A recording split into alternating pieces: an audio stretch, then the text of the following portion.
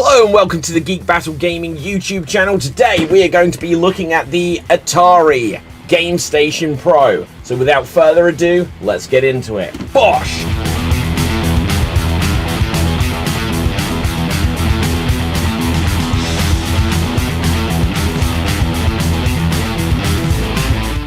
Have you played Atari today? It's the age-old marketing slogan, and these days there are more ways to play Atari than ever before. The Atari Gamestation Pro from My Arcade is the latest mini console that will give you access to a library of Atari games, and our review comes hot on the heels of the Atari 2600 Plus. That also recently launched. Whilst that system is all about playing cartridge games, the Gamestation Pro is a new plug-and-play console that has games built in. In terms of the games you get 82 Atari 2600 games, 7 Atari 5200 games, 10 Atari 7800 games, and 39 Atari arcade games. This means there are 138 Atari games on the console, which is great. But as the console is described as having over 200 games, we should also take a look at how this number is reached. The console features bonus games. This includes 32 8-bit games, 19 16-bit games, and 12 arcade games. Many of these are games that came out on the NES, Mega Drive, or Game Boy originally, and their inclusion means the console is capable of emulating a lot more than just Atari games. But more on this later. These games are the likes of the Pico Interactive collection of games. That includes things like Street Racer, The Humans, Sword of Sodan, and Mega 3D Noah's Ark. Oh yes, Noah's Ark is famous as the reskin of Wolfenstein 3D, but where you play as Noah and capture goats and other things.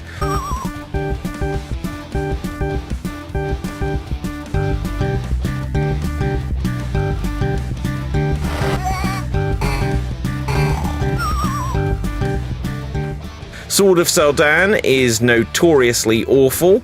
It's a mixed bag, to be honest, but they add some variety to the package, which is otherwise just Atari games. And there is a generous amount of them included. It's like getting 3 or 4 Evercade Pico collections built in, as well as all the Atari games. Now, coming back to the Atari games on offer here, there are some great games here, such as various versions of Asteroids, Centipede, Pong, Breakout, Warlords, and Adventure. One thing to keep in mind is that there are several versions of Asteroids. You'll get it for the 2600, the 5200, the arcade one, the 7800. So you'll be like, well, there's Asteroids, but there's Asteroids times 4, and same with Centipede. Yeah, but it's okay. These are like having the same game, but sequels, or however you view it, but it's worth having the collection.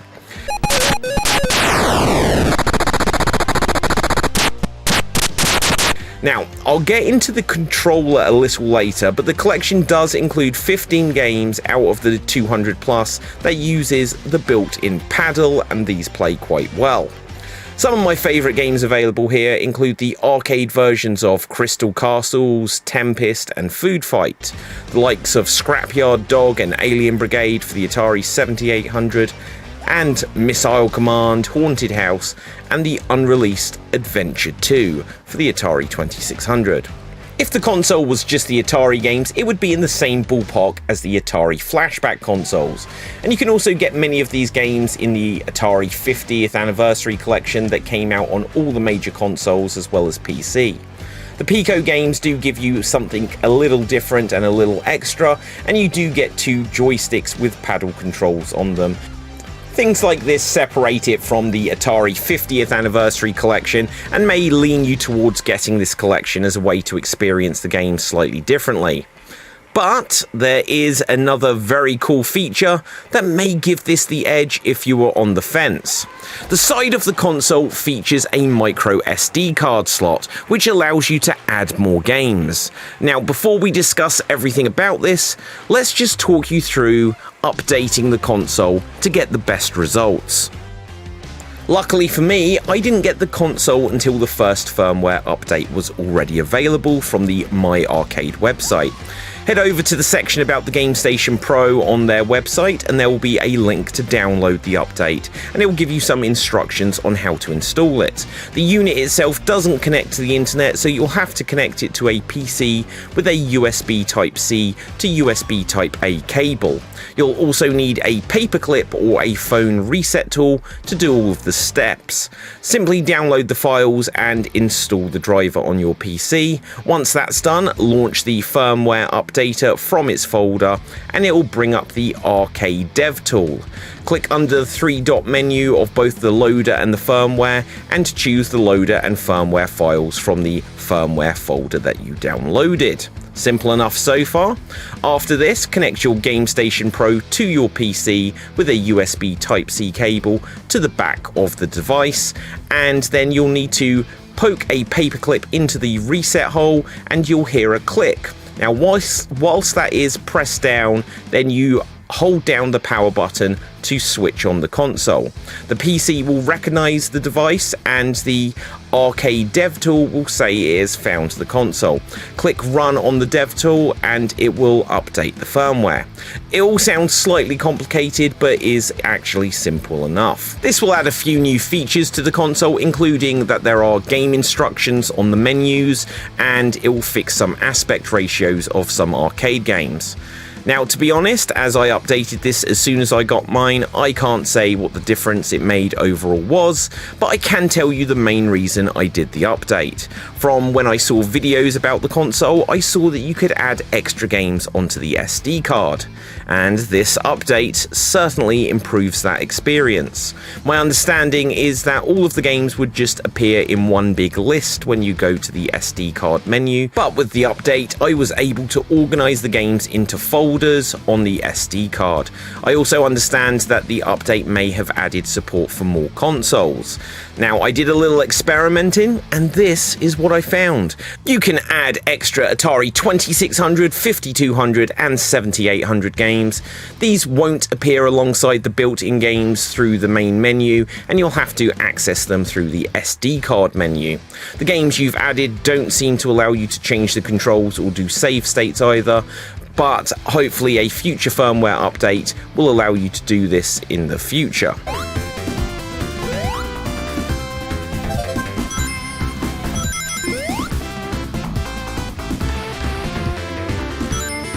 As well as Atari games, the Gamestation Pro is capable of emulating games from a slew of other consoles. I tried Atari Jaguar games and had no luck. Same with Atari ST games as well, so this isn't an all-in-one Atari box. Sorry about that. I also tried Amiga games and no dice. NES and Super NES games both worked. I did find that the Super NES game of Doom ran very slow, and there were some controller issues, but I'll get more onto that later. I even tried some N64 games, but none of those loaded. I do have a little hope that in the future these could potentially work, as when I tried to load the N64 version of Hexen, it did go to a black screen, but didn't get any further. Nintendo DS and Virtual Boy games also were a no, but Game Boy, Game Boy Color and Game Boy Advance games all worked really well. Sega Mega Drive / Genesis games worked great, but it didn't recognize Sega 32X games. Sega Game Gear games also worked, and that was great, and I didn't try Sega Master System games to say if they would work, but I've got a feeling they may if Game Gear games do. PC Engine games also worked, which was a surprise and I was pleased about, but WonderSwan, Neo Geo Pocket and ZX Spectrum games didn't work, but admittedly I only tried 1 or 2 ROM files just to see if the system would recognise them, and it didn't.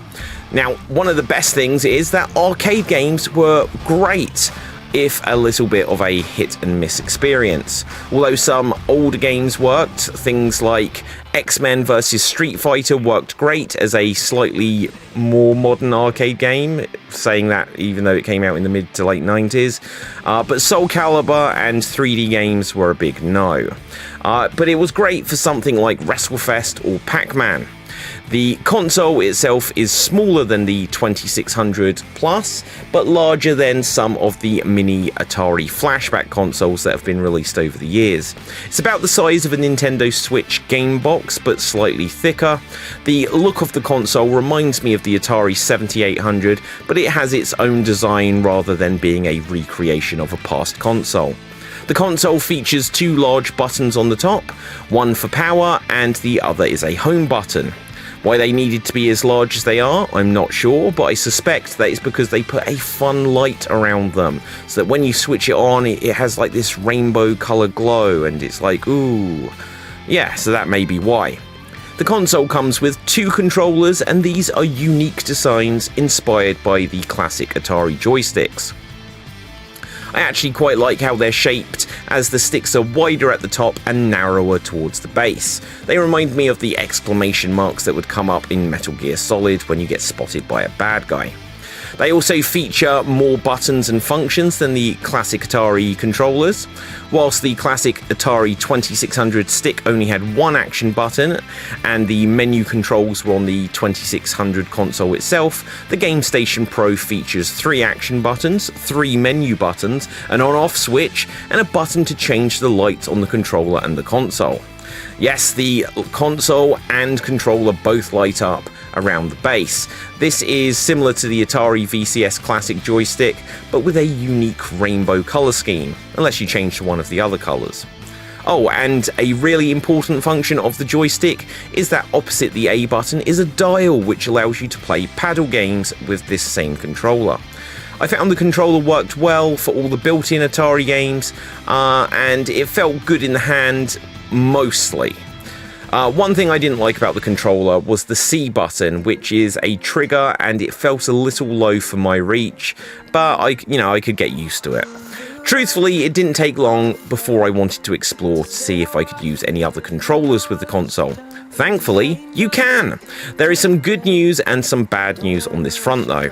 Whilst the console does feature 2 controller ports on the front of the machine, the 2 ports are USB Type-C. Now, I'm sure in years to come this will be so standard that my complaint here will seem a bit odd. As things are in this day and age, I was very limited with which controllers I could try with the console. If you have a Switch, a PS5 or an Xbox Series X or S console, you'll have controllers that feature a USB Type-C connection on the controller itself. This is fine, but the cables you'll have got with these controllers will have the regular old USB Type-A connection on the other end. This meant to connect one of these controllers to the Gamestation Pro, I needed to find a cable that was USB Type-C on both ends. Fortunately, my newer iPad came with one of these, otherwise I would have not been able to test things at all. The bad news is that I'm not sure you can actually get USB Type-C on one end and then micro USB or the old mini USB on the other.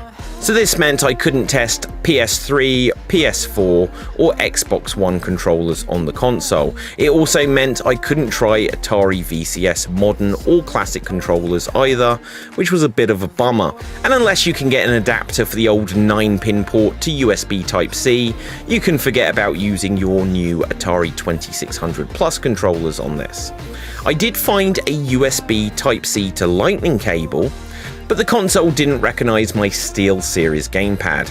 Likewise, my Switch Pro gamepad and Switch N64 style controllers didn't do anything when plugged in with USB Type-C. I don't think the console allows you to search for Bluetooth controllers at the time of writing, but the joysticks work wirelessly, so in theory, I'm sure this may be possible with a future firmware update. I also tried a Google Stadia controller, and alas, this didn't work. The good news though, finally, is that both an Xbox Series X and PS5 controller worked great. Well, almost great. The controllers worked fine for all the built-in games, and when it came to games I'd added, I found that the mapping was slightly off what would be ideal in several instances. For example, in the arcade game Smash TV, the ideal would have been that the right stick would allow you to shoot in the direction you push the stick. Unfortunately, the right stick doesn't work on that game at all, and instead you have to use the A, B, X, Y buttons. But these were messed up. Pressing the Y button, which is the top one, should allow you to shoot upwards, but instead it brought up the save state menu, and some of the other buttons didn't shoot in the directions that you'd think either. Likewise, Super Nintendo games had the Y button bring up the save state menu, but that function also was acting like it was the A button. So when you are playing something like Doom, you'd press the button to open a door, but it would bring up the save state menu as well as open the door. Now, you'd have to open this menu and open the door at the same time every single time you want to go through a door. It's even worse on something like Donkey Kong Country 2, where you use the Y button to do like tag team moves between Diddy and Dixie Kong. So you can pretty much rule out the possibility of completing that game on your GameStation Pro. Also, the jump and run buttons were reversed on that game with the Xbox gamepad. Fortunately, if you have a PS5 pad, the run and jump buttons weren't reversed. But unfortunately, there aren't start or select buttons on the PS5 pad, and you don't get anything happen at all from pressing down on the touchpad.